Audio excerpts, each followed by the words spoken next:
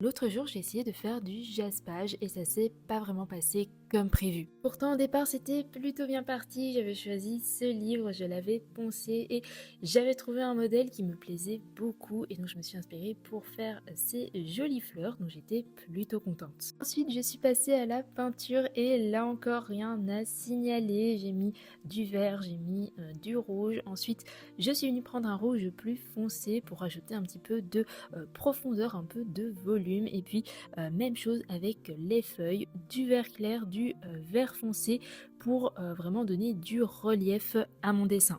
Puis on remonte tout doucement vers la deuxième fleur. Je vais donc prendre du jaune pour le cœur et ensuite je vais prendre du bleu pour les pétales, donc du bleu marine, et puis pour chaque pétale je viens prendre du bleu plus clair. Et j'aurais probablement dû m'arrêter à cette étape, sauf que j'ai eu une idée. Je me suis dit que j'allais faire les contours de ma fleur en blanc pour essayer de les faire ressortir et vous voyez, au début ça donne plutôt bien, sauf que en séchant, en fait ça faisait une couche beaucoup trop épaisse, ça faisait un effet cartonné qui était pas joli du tout.